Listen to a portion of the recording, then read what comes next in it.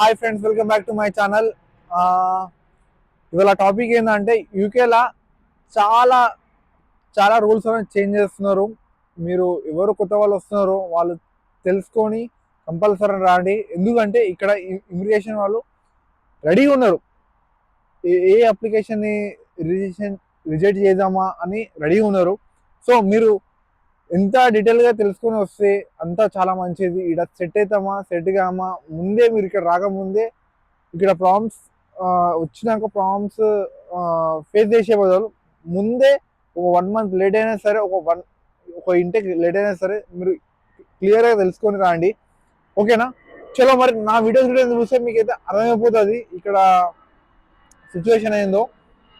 చలో టాపిక్ అయితే వెళ్తా. పిహెచ్డబ్ల్యూ మనకి స్టడీస్ అయిపోకుండా పిహెచ్డబ్ల్యూ అప్లై చేస్తున్నాం. అది 2 years ఉంటుంది. దాన్ని కూడా చేంజ్ చేసినారు. ఏం చేంజ్ చేసినారో చెప్తాను ఈ వీడియోలో. అది కాక సెటిల్మెంట్ వీసా కూడా చేంజ్ చేసినారు. మనకి స్పాన్సర్షిప్ రావాలంటే ఇంత మినిమం శాలరీ అని ఉంటుంది. సో అది కూడా చేంజ్ చేసినారు. కంపల్సరీ యూకేకి ఎవరు వస్తారో వాళ్ళు ప్రతి ఒక్కరికి ఇంగ్లీష్ టెస్ట్ అనేది కంపల్సరీ ఉండాలి. ఇంగ్లీష్ టెస్ట్ లేకపోతే వాళ్ళది రానియరు. ఇంతకుముందు ఎట్లుండే అంటే ఎంఓఐ మీద వస్తుండే, అది కాక మన ఇంటర్మీడియట్ ఇంగ్లీష్ మార్క్స్ చూసి దానికి కూడా అలా ఉంటుండే. ఇప్పుడు అట్లా కాదు. కేర్ వర్కర్ వీసా మీద కూడా చాలా మంది వస్తారు. మన దగ్గర కన్సల్టెంట్స్ ఉంటాయి, కొన్ని కన్సల్టెంట్స్ వాళ్ళకి కొంచెం అమౌంట్ పే చేసి 15 lakhs 20 lakhs అలా పే చేసి వాళ్ళు డైరెక్ట్ స్పాన్సర్షిప్ కొనేసి వస్తారు. అట్లాంటివి కూడా స్టాప్ అయిపోయినాయి ఆల్రెడీ. లాస్ట్ ఇయర్ ఏంటంటే మెయిన్ లేబర్ పార్టీ అనేది వచ్చింది. ఆ లేబర్ పార్టీ వచ్చినప్పటి నుంచి వాళ్ళ వాళ్ళ టార్గెట్ ఏంటంటే ఇమిగ్రెంట్స్ వాళ్ళని చాలా ఆపేయాలని. ఎందుకంటే చాలా మంది వస్తున్నారు. చాలా లాస్ట్ ఇయరే అసలేంకి 1,08,000 మెంబర్స్ ఇమిగ్రెంట్స్ అసలేంకి అప్లై చేసినారు. అసలేం అంటే ఏందో, పిహెచ్డబ్ల్యూ ఏం చేంజెస్ వచ్చినాయి, సెటిల్మెంట్ వీసా మీద ఏం చేంజెస్ వచ్చినాయి,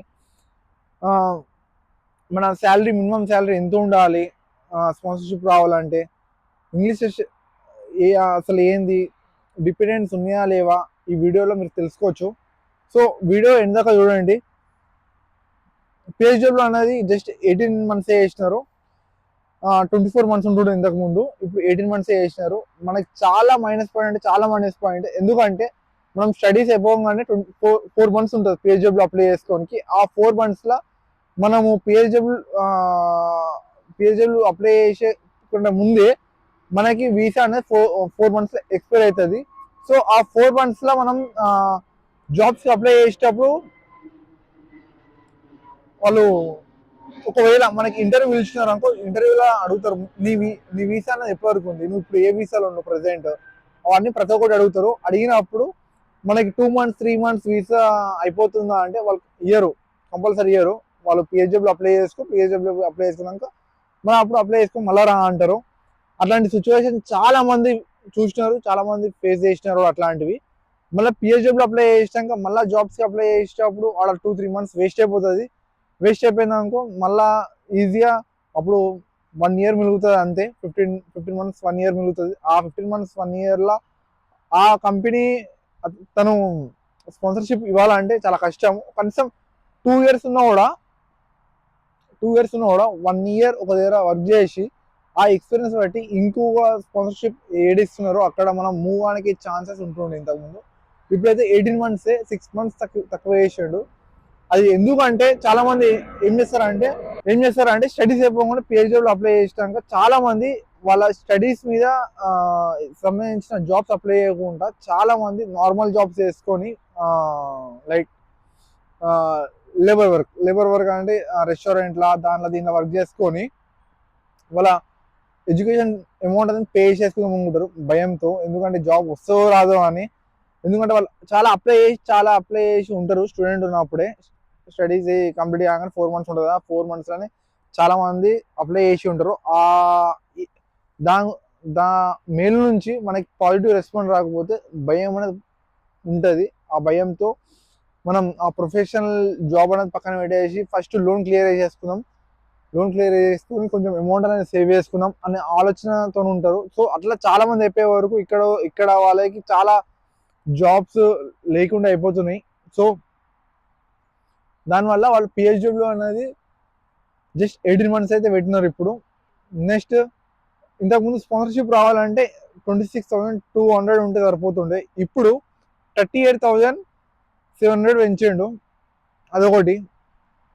ఎవరికి వస్తుంది? ఎవరు రాదు స్టార్టింగ్లో, అసలు అసలు రాదు అది. ఎక్స్పీరియన్స్ ఉన్న పర్సన్స్కే రావచ్చు అది. ఎక్స్పీరియన్స్ లేని పర్సన్స్ అయితే, ఫ్రెషర్స్కి అయితే చాలా కష్టము అంత శాలరీ రావాలంటే. అంత శాలరీ ఉంటేనే మనకి ఇక్కడ స్పాన్సర్షిప్ అని వస్తుంది. అది స్పాన్సర్షిప్ కూడా మనకి ఇంతకుముందు 5 years ఉంటే దాని తర్వాత ఇక్కడ సిటిజన్షిప్ అంటే సెటిల్మెంట్ వీసాకి మనం అప్లై అనేది చేసుకోవచ్చు 5 years తర్వాత. కానీ ఇప్పుడు 5 years కాదు, 10 years స్పాన్సర్షిప్ ఉండాలి మనకి. 10 years స్పాన్సర్షిప్ ఉన్నాక మనం అప్పుడు సెటిల్మెంట్ వీసా అనేది అప్లై చేసుకుంటాము, లేకపోతే చేసుకోలేము. అదొకటి. 5 years అంటే ఛాన్సెస్ ఉంటుండే, 10 years అది చెప్పలేము. అది అది దేవునికి వదిలేసేయాలి, అట్లుంటుంది సీన్ ఇక్కడ. నెక్స్ట్ ఏంటంటే ఇక్కడ మనకి యూనివర్సిటీ ఫీజ్ మినిమం ఎంత అంటే ఒక 15 lakhs నుంచి 25 lakhs 30 lakhs వరకు ఉంటుంది. దాని మీద ఇప్పుడు గవర్నమెంట్ అనేది ఇప్పుడు ఒక స్టూడెంట్ ఫీజు మీద 6% ట్యాక్స్ అనేది పే చేయాలని పెట్టింది రూల్ అనేది. ఇంతకుముందు లేకుండే, ఇప్పుడు 6% పే చేయాలని ఉంది. ఇప్పుడు ఆ 6% కూడా ఈ యూనివర్సిటీస్ ఏం చేస్తాయంటే మన మీద పెంచుతుంది. ఇక్కడికి వచ్చినాక మనం ఇన్ని లక్షలు పెట్టినాక అసలు వర్తా కాదా అన్నది, నేను ఎడ్యుకేషన్ డిఫరెన్స్ మన ఇండియాలో ఎట్లుంటుంది, ఈడ ఎట్లుంటుంది నేను క్లియర్గా వీడియో చేసిన, అది చూడండి. అది చూస్తే మీకు అర్థమవుతుంది. ఓకేనా? అది ఒకటి. ఇంకొకటి, ఇంతకుముందు డిపెండ్స్ వచ్చినప్పుడు ఎట్లుంటుండే అంటే డైరెక్ట్ ఆల్రెడీ స్టూడెంట్కి వీసా ఉంటుంది. సో ఆ స్టూడెంట్తో పార్ట్నర్ అనేది తెచ్చుకోవచ్చు. ఇప్పుడు ఆ పార్ట్నర్ వస్తే ఏంటంటే కంపల్సరీ తను కూడా ఇంగ్లీష్ టెస్ట్ అనేది కంపల్సరీ రాయాల్సిందే. ఎందుకంటే చాలామంది టాకింగ్ రాని వాళ్ళు కూడా, అంటే నార్మల్ వాళ్ళు కూడా వచ్చేస్తున్నారు అని. సో అట్లా కాకుండా కంపల్సరీ ఇంగ్లీష్ టెస్ట్ అనేది ఉండాల్సిందే. ఇంకొకటి డిగ్రీ కూడా కంపల్సరీ ఉండాల్సిందే. నెక్స్ట్ 38,700 pounds అనేది శాలరీ కంపల్సరీ ఇక్కడ ఉండాల్సిందే. అట్లాంటి వాళ్ళకి డిపెండెంట్ వీసా అనేది అప్రూవల్ అవుతుంది, లేకపోతే రిజెక్ట్ అనేది అవుతుంది అంట. అది ఇన్ని రూల్స్ అనేది చేంజ్ అయినాయి. సో మీరు డిసైడ్ కాండి ఇక్కడ రావడం వర్తా కాదా. ఎందుకంటే మీరు పెట్టేది వేలలా కాదు, లక్షలలో పెడుతున్నారు. ఆ లక్షలు తీసుకోనికి మళ్ళా మీరు ఇక్కడ కష్టపడి ఈ వర్క్ చేసి మళ్ళా మన బ్యాక్ ఇండియా పోవాలంటే అది అంటే సిచ్యువేషన్ అనేది క్రిటికల్గా ఉంటుంది. చాలా మంది ఫేస్ చేస్తున్నారు. ఎందుకంటే వేల మంది వస్తున్నారు, వేల మంది పోతున్నారు కూడా. సో మీరు తెలుసుకొని రాండి. చలో రైట్, మన బాయ్.